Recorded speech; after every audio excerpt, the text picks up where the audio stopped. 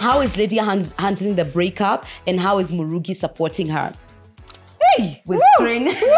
I'm supporting her with a literal day-to-day. Like, let me tell you, any day when I message her, how are you doing? I'm prepared for anything. I'm standing on my balcony, I'm going to jump, and I'm also prepared for, today is a really great day. You know, I'm doing really good. I'm prepared for anything. Hi guys, Murugi Muni here. It's Lydia KM. And we're back again with another episode of The Messy In Between. It's definitely TMI.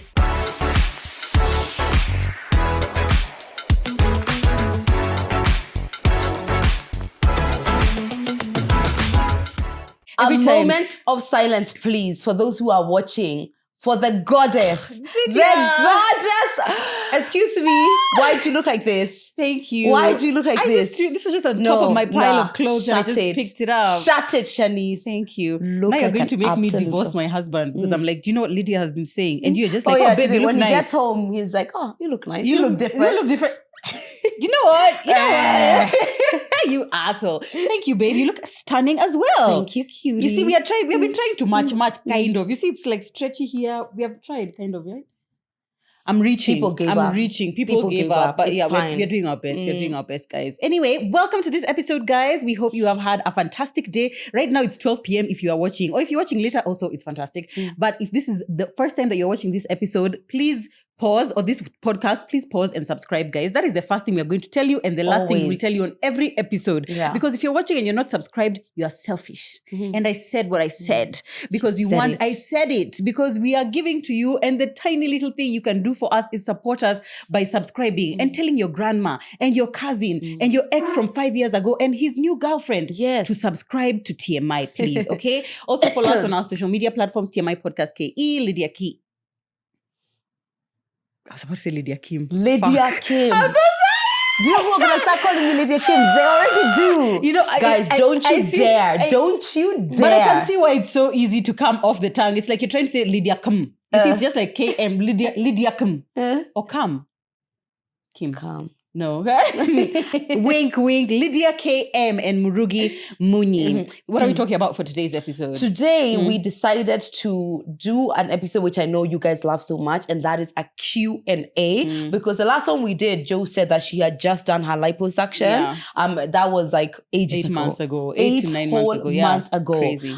So we wanted to just do a bit of a catch-up. Of course, things have changed. We have grown so much on here, and there are new in-betweeners. And so we wanted to give you guys an opportunity to get to know us or ask any question. It doesn't have to be about us. Any question you want to ask. So that's what we're going to be doing. Today, we did put a question tag on our Instagram page, and we're going to be reading the questions from there.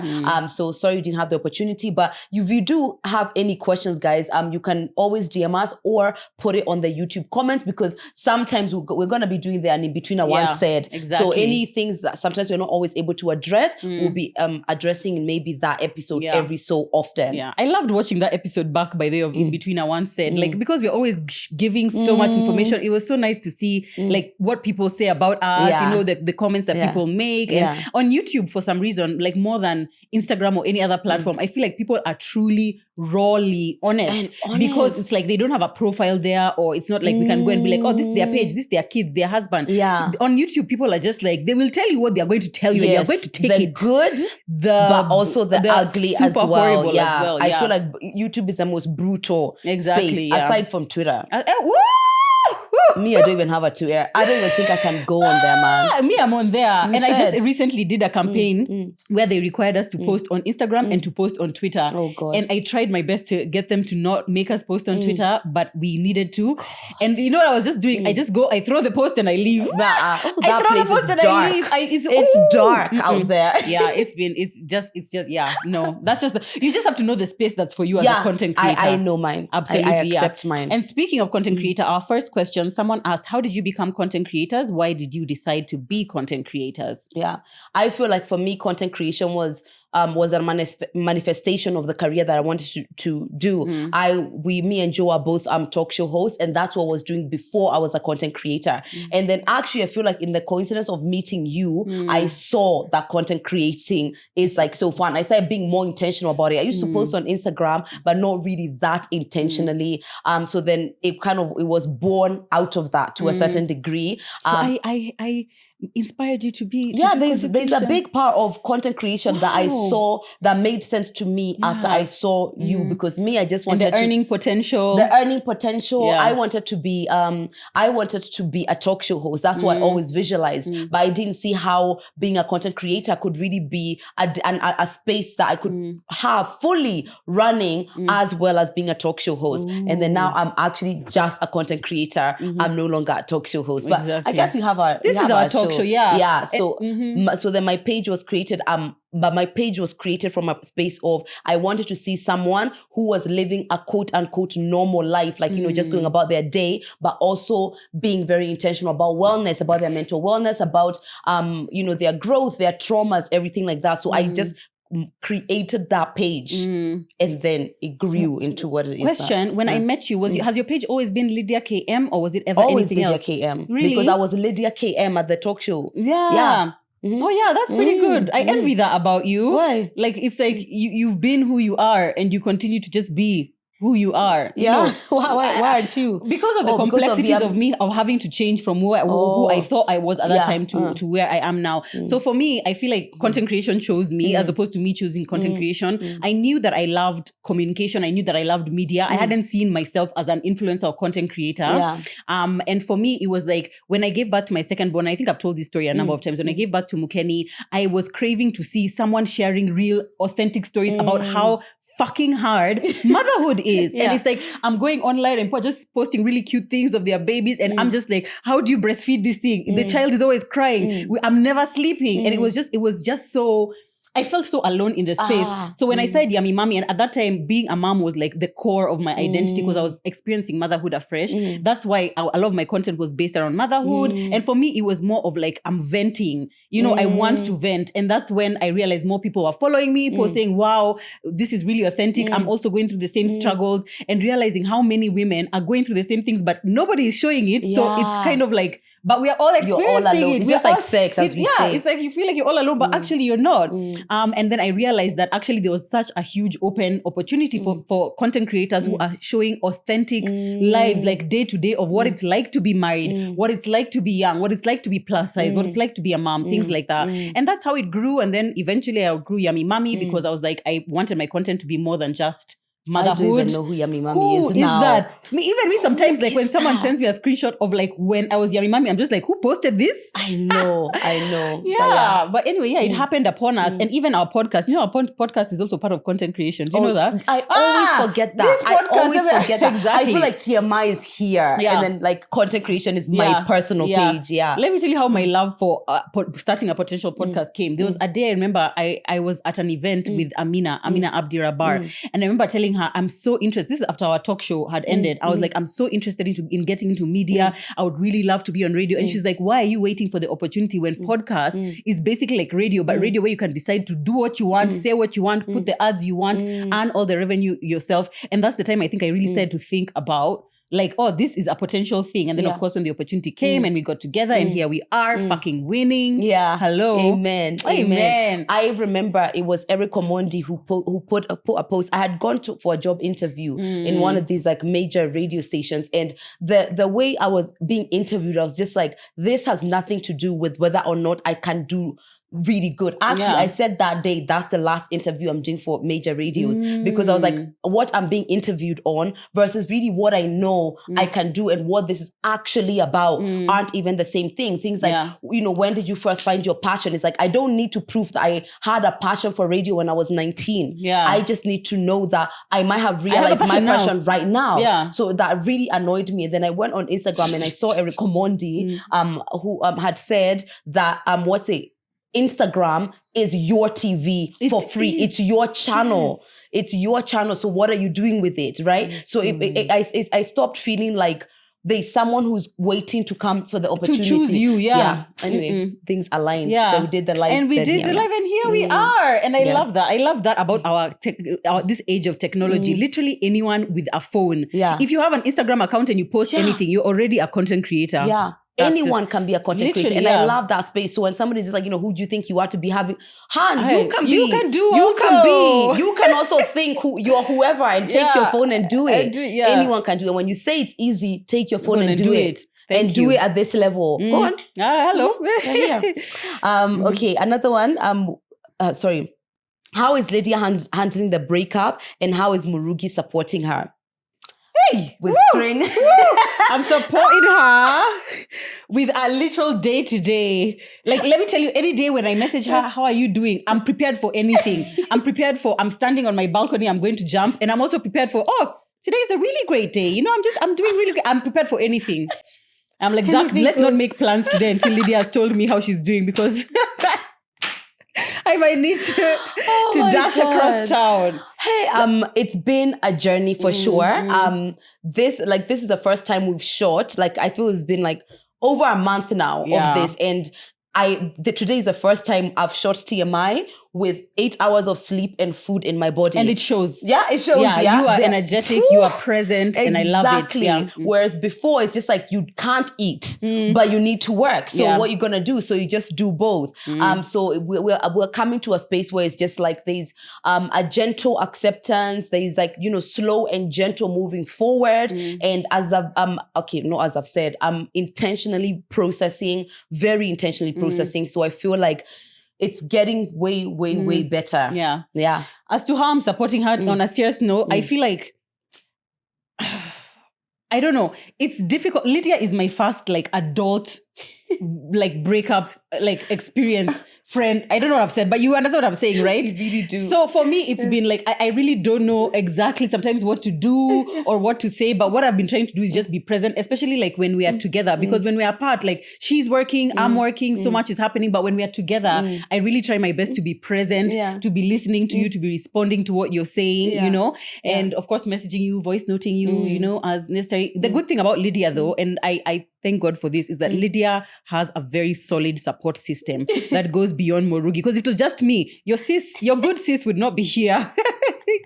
Your good sis might not be here. But I love that you have people around you who serve different functions. I love that you have your mom, Aggie, I have a five pillar support. Mom, Aggie, she, Murugi, Nancy. Exactly. Yeah. And of course her followers, because some people have been amazing actually, in terms of someone was just like, I when I did the 5 pillar, I actually wanted to do the next day is the people who have been supporting me and sending me messages of encouragement and support and space and privacy around this is something I value in a really different way. No prodding, in my DMs, you're just giving me the space to get past it. I've really, really, really appreciated that. One thing you have given me that maybe you might not see, and nobody can give me that. This one is only Murugi who can give me permission to ease into this, because me and Joe post stories kind of in the same way. It's like every day, every minute going through the day. So only maybe you get the feeling of the pressure to be able to be performing, to be able to be present without feeling like you can give yourself permission to be still. Also, you understand the concept of having a public relationship. It's like those are unique things only you could have walked me on. Nobody else can get that for sure. And taking the week of social media was Joe's idea. And I think that is the best thing that I did for myself. The best thing that I did for myself. So you have, even though you haven't, obviously you're part of the pillars, but you have been a unique that I don't know who else I would go to ask about how the public perception is going to be, or how I'm going to handle any backlash. Nobody else could get that but you. I'm glad. I'm happy about that. Incredibly supportive. Incredibly supportive. But you and Lydia, by the way, has been stronger than most people are when going through a breakup of this magnitude. So you've been me, I've been waiting for the day where it's just like everything has gone to shit. But with Lydia, it's like, there were times when you were low, very low, but it was never in hell. You were never in hell. It was just this sucks. I hate that I'm going through this. But she's always had a sense of I know I'm going to get through this. Eventually. I know this is not the end of everything for me, because I don't know how I would manage that part. I'd just be like, hey, that's what I do. All right, next question. How do you guys plan your goals and manifest them? So me, I can say this. I plan my goals and then I work towards them. I'm not so sure about manifesting. Maybe you can tell us more about manifesting. But for me, I like to write them down, first of all, because I feel like once it's in your head, it's like if you write it down, it actually becomes like a thing. Let me give you an example of like Wild.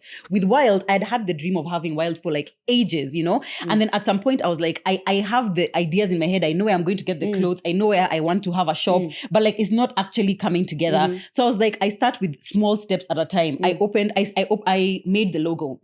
And then I posted the logo on the Instagram page I had made. Meanwhile, I had not a single dress, not a single bag, not a single earring, I didn't even have I've started working on the shop. But the second I posted it, it's sort of like the pressure came on me. And I like to work under pressure. So I feel like when my goals need to have a set time. It's not like we are saving for, I don't know, a new house in perpetuity. The goals definitely need to have an end goal. And I think from there, I was able to just like step by step. And I like to do like, I don't need to think about the end over there. I just need to think about what's the next thing I need to do. What is the next thing I need to do? Like that. And keeping your foot on the brake or on the gas. Always.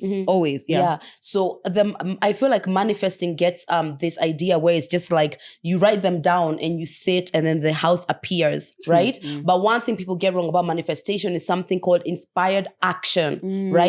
So, for example, if I visualize something that I want, like now how you're saying, Wild, I visualize it's something that I want, and then I've written down as a goal, right? But what that action is coming from here. That's inspired action. It's not something you're feeling like you're forcing your energy. It's not lack of discipline, but there's a forcing. You're not feeling like it's misaligned, right? It's 100% energetically aligned. So whatever action you take, that's inspired action, and that's what brings on the manifestation. Some things is just like, for example, I'm worried about money. I would really like some money, and then someone randomly sends you money. There's those random ones, but that's not really majority of how life works. Inspired action is really important. So it's the same thing with me. When I have an idea, if I don't write it down, it doesn't exist. I'll just keep saying, I have the idea, but it's not working. I struggle with being able to take the first step without knowing the whole road. That's something actually recently in... Like Zach is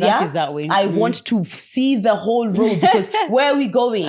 Okay, so we've gone into a matatu. Let's see where it goes. Oh my God. Sometimes that's really difficult, but it's something which I'm working on now to just know that this is what I need to do next. And then the road is going to find itself. I can have a general idea, but like Zach, he's the kind of person who he's such a perfectionist. Before we execute anything, he needs to have known what is each phase, what is each step, what is each whatever. I can be a bit pedantic like that. I can't be, but it's something which I'm trying to let go of because it's a control thing. And perfectionism usually is from a space of like a slight insecurity. So having the confidence to just be like, I'll take this first step, we'll figure out the next step there. Actually, even in life, that is literally the core right now of my therapy sessions. Who is Lydia without trying to figure everything out right now? Because the reality is that it's highly unlikely that you're going to... There are so many things you can't foresee. And I guess that's why you try to have as much of the plan as possible. But for me, it's just like, anyways, we can't know. So you have to trust that you're going to figure it out. Another thing I feel is like discipline. Sometimes I know I have a goal, like I have the goals I have for my page or whatever for the end of the year. And sometimes in those moments, it's like I can't even always see or I'm feeling pulled to the goal, but just show up. Just show up. Whether it's... things are feeling like they're falling apart. Just show up. And that showing up that day is like, but when I look back, the year's gone and my goals are met. And just the showing up. That's the thing. Exactly. But practical steps is write them down, have a time frame within which you want to accomplish it and start taking steps towards it. Tiny little baby steps daily. Tiny little baby steps daily will get you there. The next question is, what is the most valuable thing you have learned from each other? Oh, interesting. Hey, what?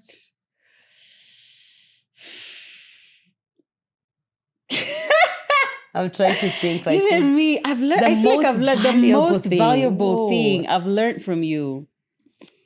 Maybe I'll say the power of tenacity. Right? I feel like the way you live your life is in, like, I always tell you you're a lion. She says she's a kitten. I feel like I'm a little pussycat. We determined last episode that you are in fact a lion. So the way I visualize you is like, it's grabbing life by the balls, right? No matter what is going on, it's just full steam ahead going, right? There's some elements of that we are working on tweaking because it can't be extreme. Yeah. But that this is what I'm going to do, this is what I need to do, and it is what it is. Like, life won't die, I'm going to be fine, is something which you've taught me. Even a lot of the go, just keep going. A lot of it I get from you. Because there's a time, especially before I did the 5 a.m. club, the 6-day 5 a.m. club, I used to kind of give in to my whims too much, you know? And then I don't feel like doing this. Yeah, okay, and then I met you and it was just like, so you know, it's like the world is burning. I mean, it is burning a light. But you know what? We need to go to that shoot. We need to do what it needs to do. Actually, there's a time period when the world was really burning. And I think you had to do... My world was burning. Like the interview, and you had to do so much. And I was just like... There's so much that has been ingrained in me about that kind of sense of discipline and focus to go. Yeah. And maybe this is what I've carried through this time. I love that. Yeah. That's amazing. If I'm struggling to put mine in words in terms of what you've taught me, but it's more about the importance of like knowing yourself, understanding how your past impacts your future and how it impacts your present and how that helps you plan for your future. I would say that before I met Lydia, I was clueless on things to do with mental health, things to do with wellness, things to do with therapy, things to do with like, just like the things you talk about, you know, like honestly, I told you my sisters even called me, oh, we know you learned that from Lydia. And that's literally me all the time. I'm always like, guys, no, you know, question, what does that say about you? And can we unpack where that is? I feel like you've made me so like more self-aware than I've ever been in my whole life. Like now I'm at a stage where I feel like when I start feeling triggered by something, I'm just like, what would Lydia say to this? And she'd ask you to, why are you triggered? You know, where is that triggering coming from? And what can you do about it? Like, I feel your self-awareness and interacting with someone who is so self-aware made me, who genuinely I thought I was self-aware before I met you, made me realize how not self-aware I am. Because I realized that I was self-aware to the extent of my capacity to understand the world and understand myself. I was self-aware. But like you showed me, there's a whole depth of knowledge and insight about wellness and about mental health that just blew my mind. In sometimes not a fantastic way, because like now there's so much thinking that goes into things. Like I can't even fight with my husband in peace. I can't even fight with my husband in peace because I'm just like, okay, listen, what would Lydia tell you? What would she say about this? Is that an appropriate reaction kind of thing? Like it's really made me question. And by virtue of that, I feel like it has improved both my relationship with myself and my relationship with my family and my friends, like anyone that I'm around. I mean, Wow. Oh my God. Am I about to tear? Am I about to tear? Don't you bloody dare. God, If there's anything I could wish to give someone I love as much as you, is anything that helps you improve your life and your relationship with others. Yeah, if I've done that for what you, you've done. Yeah. That's it. That is something I would love to do. Thank you. That's such a nice thing to say. We need to get a room now. Yeah. Hey, okay. Let's go to something lighter. Someone else is asking, is everyone's, it was me who, no, it was you who asked. Is everyone's vagina darker than the rest of their body?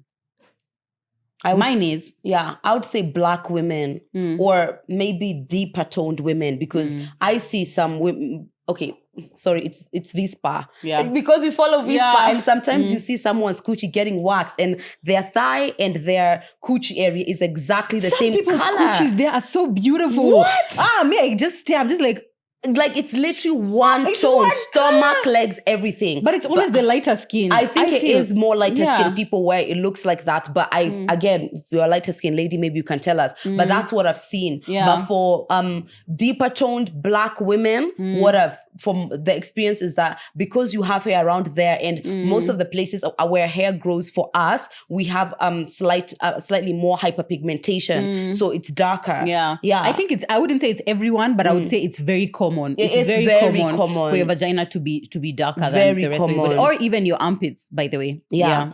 All right. So someone else is asking, how do you deal with a bestie you wronged her kitambo and asked for forgiveness and she forgiven? Oh, sorry. It ended. Your question has been cut off. Yeah, sorry babes. Okay, all right. Lydia, how do you deal with long distance with your family? My sister traveled and I guess I can't handle it. Funny enough, I said this on my page now. I was in my previous relationship when I was saying it's long distance, and I realized I'm in long distance with pretty much every single person. So when I moved, of course, it was a bit difficult because... Is this tucked in intentionally? Oh, no, wait, that's the way it is. Yeah. No, mind. Because me and my sister were so close, I'm very family oriented, all of these things. But I realized that when I came back, actually the year I came back is when WhatsApp video came. Wow. Yeah. Oh God. Yeah. So then before, obviously there's FaceTime and things like that. I can't discuss those days. You didn't have Thank God we didn't meet. Whatever. Then, no one needs to know that. Knows, but yeah, so I as soon as I came back, it was a bit difficult because I didn't have my family that I'm used to, my friends I'm used to. I didn't have really my life. I had to recreate it. Those times were really difficult. But when I realized that actually it's not changing anything because we FaceTime all the time and we talk all the time, and you know they come here often. I've gone back a few times. It just felt like, oh, you just live somewhere different. And by that time, you know, I had gone to uni, my sister had gone to uni, you know, people's lives were already kind of separating to a certain degree. It just felt a bit all right. I would say constant communication, FaceTiming. I don't know why people are afraid of FaceTime, but FaceTime makes you feel like you've seen someone. Yeah. You know, my mom tells me I'm doing okay, and I've seen her saying that. She's doing I okay. know that. Yeah. But on the voice, of course, you can lie to someone on text.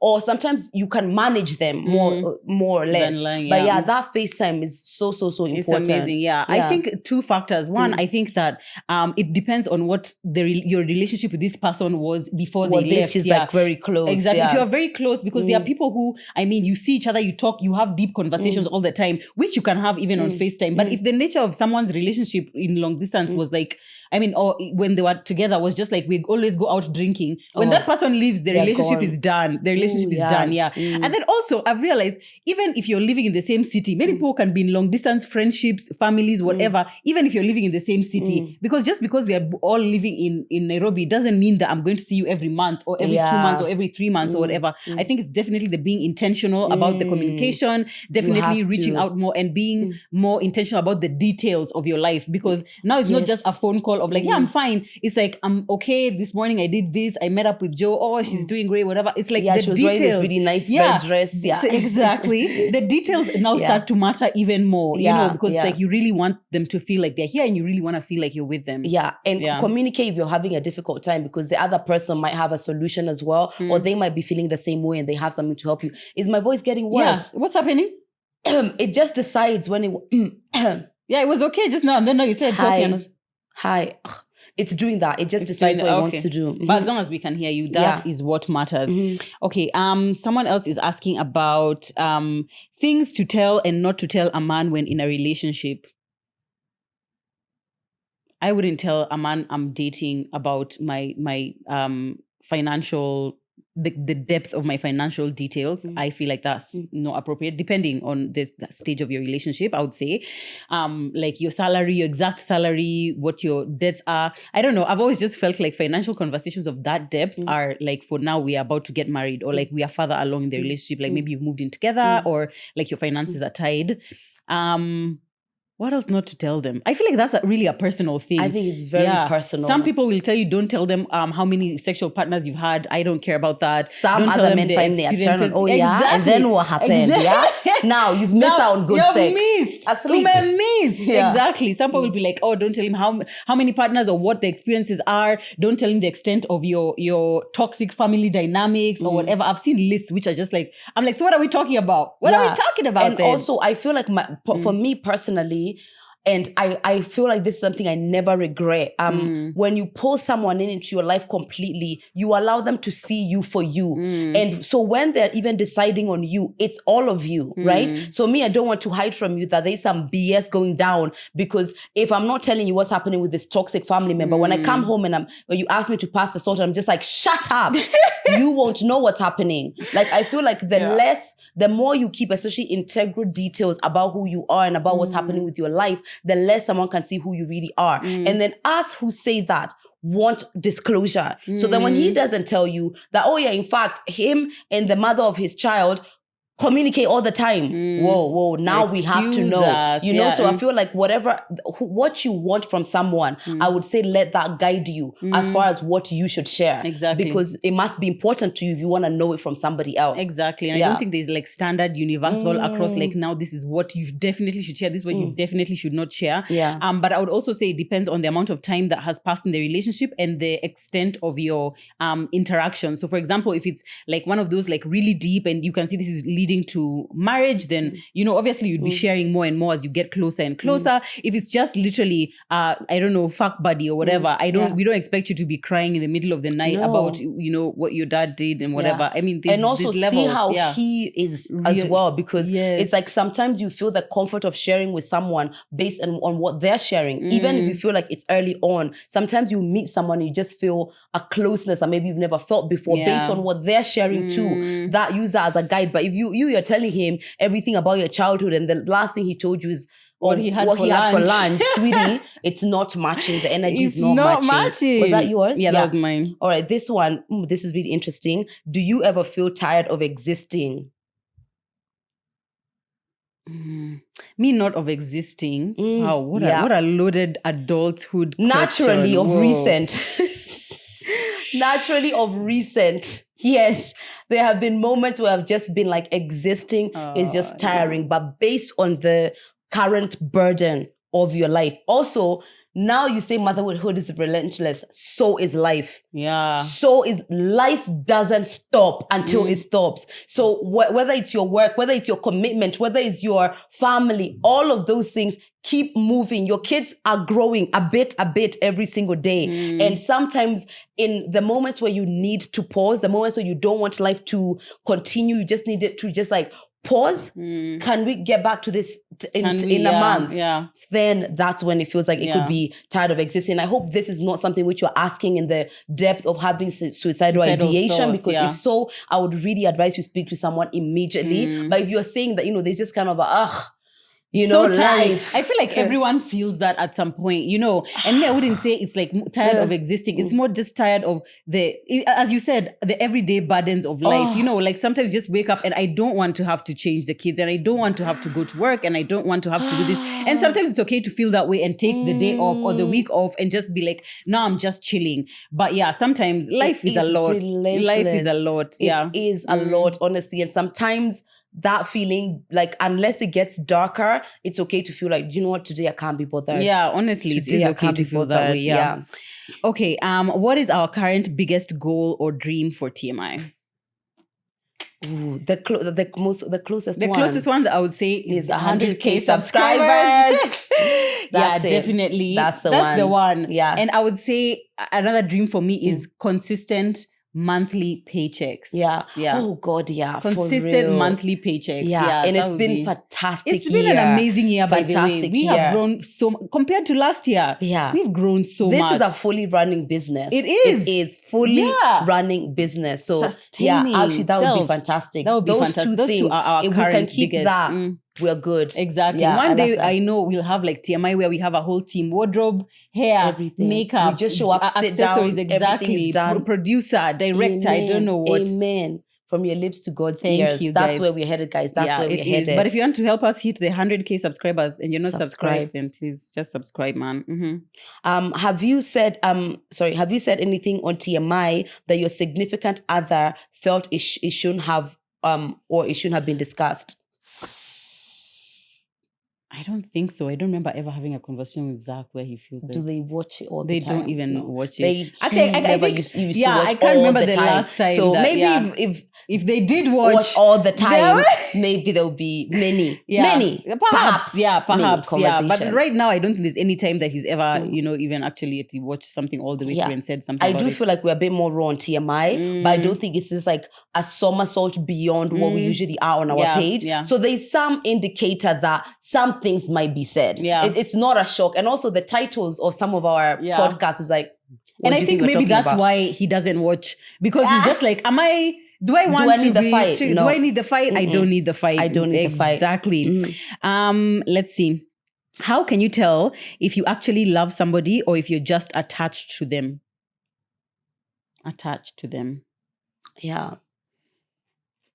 I feel like to us, I feel like love is freeing to me personally. I feel like love enables me to be a fuller scope of myself. So that means the time I spend with myself, my family, my work, everything feels like generously shared. Whereas when I feel like it's an attachment or maybe something that's not as healthy, I feel like it more takes away, right? So I find myself your energy. Yes, my energy is a bit more drained. I'm a bit more obsessed with that person. I am, falling short on work or family. I'm finding myself compromising. Like I have plans with Joe, but he's just asked me 2 seconds to meet up. And now I just feel this pressure suddenly, exactly. Whereas it's otherwise I'll feel comfortable to be like, oh, okay, no, I'm hanging about with Joe. I'll see you later, without feeling like either I'll be left or something's going to happen. I feel like love is freeing and enables me. The more of my best self I am, the more I know I'm being loved. Exactly. Yeah, love is comfortable. Like you said, love is comfortable. Unhealthy attachment is definitely, and more often than not, I tend to believe that people who are in unhealthy attachments know. You just know. Yeah. If someone has to ask the question, you kind of know that it's an unhealthy attachment. There's a part of you that is just like, there's something that doesn't sit right in your spirit and you can't tell exactly what it is. It could be even your mom kind of like feels like, is this the guy for you? Or it could be parts of yourself that you need to hide for the relationship to continue, like things that now you have to change in your life. Like there were friends who you were with, but because now you know that they won't understand how this relationship is, it has become us against the world. Yeah. Or especially if it's in that beginning where it's kind of, it's not even yet manifesting into like a relationship as deep as Joe is saying, but you can tell by the kind of unhealthy way like you're acting yourself. Also, attachment, I feel, is rarely mutual. I feel like it's rarely mutual if it's attachment. It's usually like one person kind of clinging on to the other person, and it's not usually great. Or maybe both of you are doing it to each other where he's not working as much. He's being inconsistent with his friendship, and so are you. So you can see that both of you guys are kind of bringing the worst out of each other. There's now I know love and I feel like attachment, girl. It's bad. It's not even like, close. This is your man, this is you. And the closer you get, he moves. The closer you get, he moves. And then every time you're just like, and usually when it's an attachment, it's like they'll give you enough for you to hold on, but not too much that you ever just like, oh, you know what, I'm loved. Yeah. You know what? So you're always there just wondering, wait, is it real? Is it not real? Is it if you have to ask that? Those questions. It's not, honey. It's not. Okay, let me ask one. Someone is asking, how do we split bills with a man? I think we shared this before. Did we? Yeah. Yeah. So previously... On the previous episodes. And this is a model which I kind of got from you. Yeah. Which is like, if the man handles the bigger stuff and then you handle like more the everyday stuff. Food, I don't know, internet, mama fua, things like that. I saw that model from you and I think it made a lot more sense. Really well, Also, I find it a bit of a struggle the way people split, like rent, we both input. Half. We both, first of all, I find it's like, when you know one thing is your responsibility, you just plan yourself kind of accordingly. But a lot of people do that. That is like so we strange put it to me. in a pot as opposed, I don't even understand. Or like First of all, the everything's transaction done like costs. that. Jeez, yeah. I mean, that just doesn't make sense to me. For me, I think it also it depends a lot on also what are the dynamics in your family. Like, for example, if you are with a guy who earns significantly less than you and you earn significantly more, that would probably affect the dynamic. If maybe he's earning and you are a stay-at-home mom or something, obviously the dynamic could be different. For us, what we do is, as Lydia said, my man takes care of like the big things, and then I take care of, I won't even call them the smaller things, because sometimes when I add up, I'm like, whoa. It's actually a lot of money between the house helps and doing the food shop. And food shop, by the way, it takes a lot of money. I saw your food house shopping. Yeah, it's a lot. Yeah, so food shop and then things like internet and whatever. Then we have joint savings and we have a joint account where we just take out expenses like to do with, let's say the kids need uniform or the kids need something, usually things to do with the kids or holidays or purchases we want to make. Let's say we want to buy a new fridge or something like that. That's like the standard. But every once in a while also, one person will just take something or the other person just takes something. Like maybe I get a windfall of cash, I buy something for the house, he gets a windfall of cash, he takes us on holiday. Like it usually is just, and I feel like in a relationship, as long as you're both open and honest about the finances, it usually will go well. And that's like one of the key conversations to have before you get married, to ensure you are on the right side. Maybe you're entering thinking, oh, I know that when you're married, a man takes care of everything. And he's entering thinking, I know everything is 50-50, including the bloody internet. You're sending 2.5. I'm sending so am I. Please, there are some conversations they can't have. Send me 2.5. My man saying send me 2.5. Send me 2.5. But they laugh. I can't. What do you mean? You saw me, yeah. Why are you laughing? Okay, I'm being dramatic. But no, I can't. No. That happens. That is someone's reaction. I feel like if you're honest with yourself about what works with you, I think is completely fine. And also things might change during it. Like sometimes, some people's lost their jobs in COVID, or someone has moved and maybe that is going to be a cost. How is this going to affect that? Things aren't always like this steady. So go with the wind. And as long as you're open and honest, I know for sure that my previous relationship has made me so comfortable about talking about money because it's an intention I had from the beginning. So now it's nothing to be afraid of. I can ask my man openly, pap, money, what's going on with it, without it being like this big thing. That's a skill set I've definitely done, because before, exactly, I really didn't want to hang it. Someone is asking, I'm planning to break up. What's the best way on how to without hurting feelings? There isn't. Feelings were there. Feelings that will be hurt. For so when you detach from those feelings, what's going to happen? It's painful. There's going to be painful. However, don't project. Don't project. Obviously, The Office is my favorite show. And in it, at one point... Another thing we have in common. Oh my God, it's the best show ever. So I was about to call her Mindy, but Kelly, Kelly was with Daryl. And then stupid Ryan came back. And then they started having an affair. And then Ryan made her break up with Daryl. And she sent this long message. Daryl was like, okay, cool. I remember that. Yeah. He was like, okay, cool. Ryan was like, wait, didn't you guys date for a long time? Yeah. But he said, okay, cool. So you might think that this is going to be the end of someone's world. They're going to be like, all right, I've been thinking about as well. In fact, I've been sleeping with Sarah. You know? Don't know, So you shouldn't go in thinking about necessarily about how that person is going to react, because you are not responsible for someone else's feelings. We are going into people pleasing here. You're responsible for being respectful and for openly sharing your feelings. That's all you can do. That's how really he's going to react, nothing you can do. Exactly. Do it in an open space. Definitely no knives around. No knives around, and preferably no alcohol. I've seen that breakups where the alcohol is involved sometimes can go a horrible way. You've broken up with someone when you're drinking. It did not go well, because I thought we had broken up, but the next day somehow we were still together. Oh God.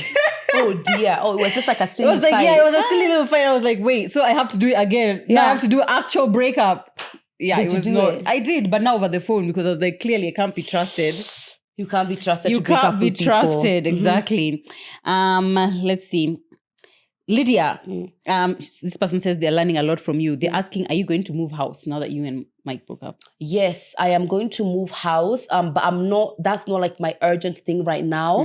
Maybe I'm thinking about doing it like in the beginning of next year, but it's not an urgent matter right now. And maybe I should just say this, the breakup hasn't been acrimonious, because I feel like there's so much suspicion of that. And like maybe if you see that he's liking my picture or something like that, everyone's just like, oh my God, are you back together? No, it just happens not to be a stone throwing kind of experience, mostly because I learned this from a book that I'm reading called Conscious Uncoupling. The feelings that you live with stay with you. They don't live with anybody else. So if it's hate, if it's anger, if it's all of these ugly things, which by the way it's valid. It's valid, but you process and you live in a different way. The way I ended my relationship before this one is exactly the way I started. I had told you guys, as soon as me and my recently former partner got together, I was just in this angst and anger, because guess what? Where you paused yourself, you're playing. That's exactly where you're playing. So I had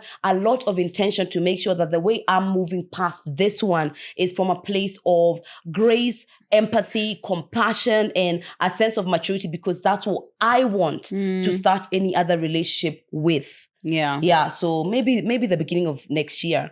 I think so. I also feel like people are used to a certain narrative around breakups. It's just like, if it has to be, if it's like they were so amazing together and now they're broken up, there must be some sort of like huge story. There must be somebody cheated on someone. There must be somebody beat someone. Like, and sometimes it's not always like that. And the hate, always the hate. It's always the hate, and it's like sometimes it's not. It's just like two people, and now they were together. Now they are not together, and sometimes, I mean, a lot of people will struggle in the post-breakup phase of like, oh, this couch reminds me of him. Oh, this pillow reminds me of him. I mean, if that was the case, every time I look at my son's face, I'd be like, oh, this child reminds me of him. But sometimes it's not really that deep, because the chair in the house can mean so many other things. It's just like, this is where your stuff is. This is a comfortable place to live. I mean, it's a house like any other. Would you still have lived in that house if he wasn't there? You would have. It's a nice house, you know. And it's like, sometimes you can try, if you're able to detach what the meaning of something without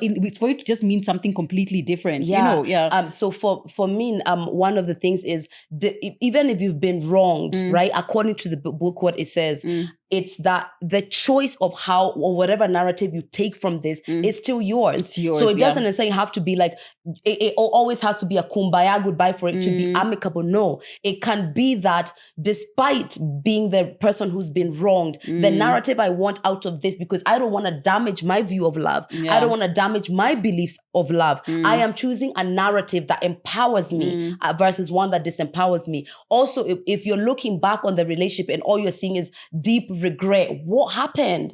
How are you partaking in a relationship that all you see back is deep regret? Whereas that's not the instance. When I look back on that relationship, I am filled with so much gratitude that it ever happened. Like, there's so much love that I got from there. It was still a healthy relationship. It's just come to an end, if you get my point. So even in now our house that we have together, what I see is the positive memories, which I can't hold on to. Because guess what? If all you're holding on to is the horrible end, then that's your problem. It's just that you can choose to take those good things that were amazing and carry them with you. Because that's something that's going to be beneficial for you. The hate, he's not feeling the hate. He's not feeling it. It's just you. He's moved on. He's feeling sweetness elsewhere. Exactly. You are here with hate burning in your heart. And it's controlling your narrative. It's controlling your beliefs about love. And you're walking with that. So my personal choice this time around, literally I ordered that book like the day after we broke up to see how I can formulate a different story about how to break up with someone no matter what happened. Exactly. And I like that then any decision you make going forward, it's not like, we broke up, so now I'm doing this. We broke up, so now it's like, if you decide to move out, it's because you have decided to move out. Yeah, there's no rush. It's not rush. It's not like, no, we have whatever. Exactly. It's just like, I mean, in our 30s, I don't know. No, I don't know about that. I mean, think so, now if you had bought a house in Beverly Hills, now you're moving out of the house in Beverly Hills. And you're allowed to have a phase, if you do get a phase where you hate everything, because of that, you can have that, but process those feelings. My narrative, the way I'm trying to have this narrative moving forward, I want that where I pause this one, like when I land into my next one, it's this beautiful, soft, open, peaceful way of engaging. That's my intention. I love that. Can I tell you something? I feel like there's a need in me, kind of, that this previous relationship of yours satisfied. I don't think I've ever told you this before, but so often I've wondered, what would my life have been like if I didn't have kids so early and get married in mid-20s and whatever. Like, what would it look like for me to be the Murugi that I am now, in my bag, confident, like living my best life, but without the husband and kids. And like meeting you kind of like showed me that. Like I kind of see like a different version of myself in you. And seeing your relationship and how beautiful relationships in your 30s can be. Because you know, sometimes women are told it's like, if you've passed your 20s, now in your 30s, you just take what comes and you keep it moving, which is horrific. Seeing you, I'm like loving when you know yourself so well, just looked so beautiful and so calm and so peaceful and just so, like, just how I imagine that if I had a relationship in my 30s, that's how it would look. And I will continue. I will continue this journey. Please, I will. I need to. The self-awareness definitely makes you love in a different way. And guess what? Imagine this time after the breakup, I'm even more self-aware. Exactly. I'm even more. So God, what other world can this open up? Yeah. I'm excited. Yeah, there's a small part of me that's just remains completely envious of you. Like, even like when you talk about how like, after this tomorrow let's just not shoot. I just want to sleep all day. I'm just like, wow. Yeah, you can just wake up, you can sleep, or you can just like eat. This is just what I want to eat, and it's just you to think about what you're eating. Yeah, like it's beautiful. When I look at your life as well. I like sometimes I find myself comparing myself because I had as I do, and you never know what it's friendships. Like. Yeah. The grass always seems greener. Sometimes, not always, but sometimes it feels like that one right now feels like it's better than where I am. So I think about it because in my head now, because my mom had me when she was 25, so I had that, like, that would be it, like get married to this, blah, blah, get whatever. So you're somewhere close to that, and of course maybe you had you were a mother before, but now this phase, other phase, I always think like, oh wow, that's what it would be like. I don't know, it's because I don't know if I had, maybe because you had Ethan, there was a capacity you had to handle all the other stuff, but I see how I would have been completely incapable. I guess I would have dealt with it anyway, now knowing like what I know about myself, thinking about even starting a family, not knowing any of that, I just think it would have been chaos. Knives being thrown. Someone is on top of the fridge. Chaos, you know? So I can see that there's a lot of stability and predictability and consistency that your life, mine is kind of, I write it. I just write it as I go. And for me, that's what I see. I'm just like, so freedom, adventure, it's just like, sometimes I'm just like, can I not just know what I need to do tomorrow? I know the kids need to go to school at this time. I need to, so there's also a stability like that I feel like, oh, that must be nice.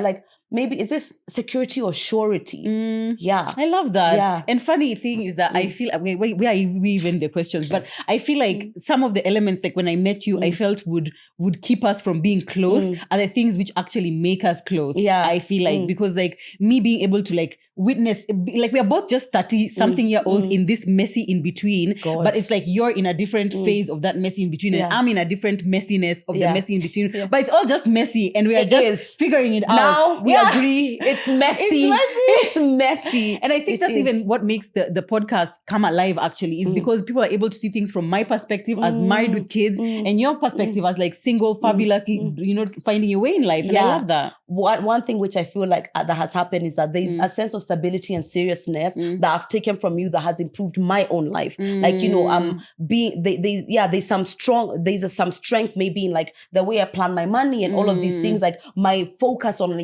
securing the bag, securing a great future for myself. Those things have to be really intense for you because of course you have dependence. Yeah. I think that's who you are anyway, but of course it's more because kids must eat. Yeah, yes, so that's something which I've taken from you. And also after we met, I feel like you've been more, we go out clubbing, we do like more stuff that are fun. Yeah. So I guess we've met some. We found in between. We need a room. I know. We have one. This is a really interesting one. So someone asked, if you would choose a totally different life, how would it look like? I'd change nothing is not an answer.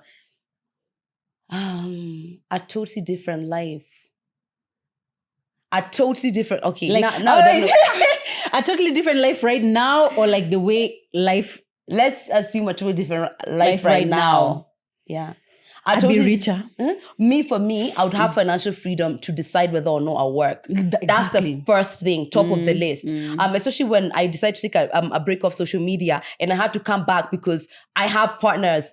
They need the work done, right? I felt like that's one thing I really, like, I'm so focused on that now. I want to be in a really financially free place where it's just like, okay. I was telling Zach that the other day, I was like, I just want to be a millionaire. And he's like, you're already a millionaire. But I'm like, but I'm a millionaire right now in this moment. Yeah. But if I decide to not work for the next 3 to 6 months, where are my millions? That's it. That's what I want. I want it to be like, I can rest, but still know I will have the millions still there. Right now, we are working to keep the money there. It has to happen, So that's one thing I would definitely change. I feel like I would be slimmer. Okay, I would be slimmer for sure. I'd be like a size 12. Yeah, I'd be a size 12. I think I would still have my kids, but my kids would be older Like, I'm tired of toddlers. Like, in the last episode on Lydia was, they're like, I just really love toddlers. I really love toddlers. People who don't have their own toddlers, it's easy to love other people's toddlers. Of course. But like your own, So my kids would be older, like maybe like 7, 8 to 10 there. I just think then what you want is you want to have your life in 10 years. Exactly. That's exactly, So I'm on the right path. Yeah, you want to have That's actually, because I love my life so much. I really love my life. I love the things that I do. Yeah. I love the work that we do. Like I don't feel like there's any part of my life which I just feel like it's just not working out or is not what I would want. I feel like it all is. Obviously now there's a part of my life that I feel like isn't working the way that I want. But also kids and family are a big part of what I want. So it's like, what I'm saying that I can have enough freedom to not work, great, but then there'll be the other job of, raising the toddlers or whatever. So I don't know if what my totally different life is really on the trajectory that I'm going on right now. But yeah, the financial freedom to kind of have a bit more leisure is the thing which I would have most differently. If right now I would, if I could change it right now, I would be in a happy, healthy. I have a point to make on that. Go on. And yet, when people watch our lives as content creators, they probably are like, they have so much leisure. They have so much time, so much freedom. You can wake up whatever time you want. You're just in the house the whole day. Like, I feel like... I mean, yeah, but... you know what I mean? Yeah, but... So we are grateful for that. Definitely. But like also, and especially like this quarter 4, when you have like, let's say 4 partners and your assistant is like there. Hot. They're like, oh, we need to submit this one. Have you put up the post? Or the client is asking, where are the stories? Where's the reel for approval? My God. Sometimes it's just like... But we thank God, because if someone's quarter 4, that's still... Yeah. And let's be honest, being an influencer or content creator is challenging, but it's not rocket science. It's not being like cutting people open or something like that. I feel like it's challenging in its own way. But it's not. It's definitely far more freeing. Yeah. Definitely far more freeing than a lot of other maybe like more structured jobs. And we definitely appreciate that. But yeah, I would still scale it up a bit. Yeah. Yeah. Okay. All right, guys. I love the questions that we took today. Those were good. Those were nice. Like nice, well thought out questions. Exactly. Yeah, we digressed a lot. We did. When don't we? When don't we? And the point is to share information, valuable information. And I think we're always doing that. Yeah, I think so. And sharing ourselves like honestly and openly. And that's why sometimes when a conversation just heats up, we just go with it instead of like staying in structure, because sometimes in those little moments, they still there's gems and there's like little things. In fact, I always find it so interesting when I look at the comments after we've released a video, and the things that people get are so unique. Like someone will take something from like, I don't know, just like a small thing that we said, which maybe to us was not significant when we said it, but to them, depending on what your life situation is at that time, it's like they are really like, wow, when you said this, it really impacted me. And someone else will be like, no, this other thing, this is what really impacted me. And that's what I love about how long our podcast is, first of all. A whole hour. A whole hour is a lot. I know. It's a lot of talking. Yeah. Do you have a question you want to ask me? What more can I be doing to support you? I think you asked that before. You haven't? Haven't. Oh no, actually, there's this shoot.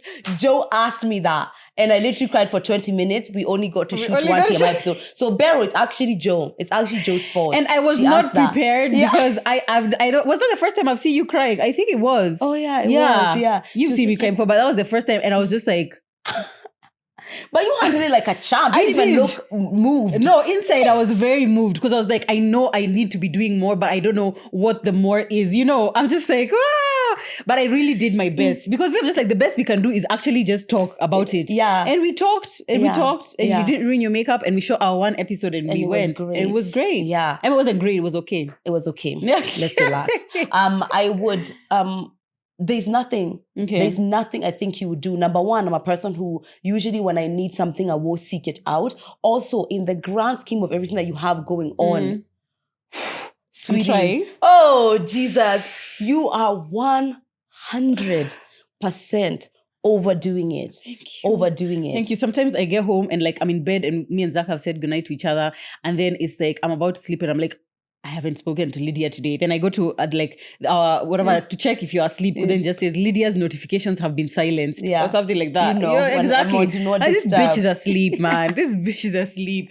But I really do try my best because I feel like right now in this season of our lives, so much of our lives are tied together, you know, because of TMI and just like even the brands that we work with and what I just feel like we're in almost like we're like sisters right now. Definitely like sisters. I know, and I love that. So I feel like you ensuring your wellness is not just great for you, it's great for me too. Yeah, because if you wake up tomorrow and said, you know, after this I've decided actually a renaissance, I don't want to be a content creator anymore, that would be an issue for me. It would be an issue for me. No, I don't think that's coming. I thank God that this was my job, especially during this period, because I got so much more freedom, and there were some elements which made it more difficult, but most of them made it a bit more freeing. Question for me? Yeah, a question for you. No, I won't ask something as the same kind of whatever for you. What's one thing about yourself this year that you're proud of? Wild. Wild, yes. Yeah? Wild is definitely, I mean, this year has been amazing for me in so many ways. I've achieved some financial goals that I've been wanting to for a long time. I have gotten intentional about saving, a lot to do with money actually. I've gotten really intentional about saving, which has made me feel richer than I thought I was before. You know, you start saving and you're like, when all the money is put together, instead of you just spending it, you realize I actually have quite a bit of money. Just Ivy says, you're not what you make, you're what you save. You are what, actually, by the way, you are what you can save. put together and do something with is what you are. But I'm really proud of Wild because it's a dream I've had for a really long time, being able to have an offline space, like making money offline, which technically, okay, some of it is online, but I mean like not content creation or influencing. It's made me feel safer. It's given me a sense of purpose. It makes me come alive in a way I can't even describe. Like I go to bed thinking about the business. I wake up thinking about the business. Almost like as much fire as I feel for TMI. I would say they're about the same. Yeah. I would say I feel that same fire for TMI as well. And honestly, that passion, people feel like some decisions can be made like, okay, this is going to make you money, do it. But that passion, it's the passion. I feel like is what makes it. I'm so happy for you. Have had a rocking year. We'll discuss my year in another episode. But you've had a rocking year. And I don't know what someone asked me the other day, and they said they referenced the video that we did on New Year's resolutions. Yeah. I was like, I don't even want to go back and watch that. But come December, we have to shoot how did we do on our New Year's resolutions. Well, we've already cocked up on one. I can tell you that now, sweetheart. Oh, fucking hell. But thank you so much, guys, for watching this episode, for listening to this episode. Thank you so much for all your questions. Yes. Sometimes it does get very vulnerable over here because first of all, we even forget that there are cameras. I know. Only when we watch it back, I'm like, oh my God, what is happening to you? You're falling apart at the seams. It's horrific. But we really do enjoy. I think we grow as people. We grow in our friendship, but in this openings up, these are really kind of come on like our, I guess, weekly AGM. Weekly AGMs, just see how things going. What's happening with you. So we appreciate you so much for your support, for giving us a space to be this vulnerable, and for rewarding us by watching and supporting and consistently coming back. So if you know you've been coming back and you have not subscribed, this is your turn. Otherwise, make sure you're following us on Instagram, TMI Podcast KE, Murugi Munyi, and Lydia KM. Lydia KM. Thank you. Lydia KM. Good girl. Thank you guys for watching / listening. We'll see you in our next episode. See ya. Bye.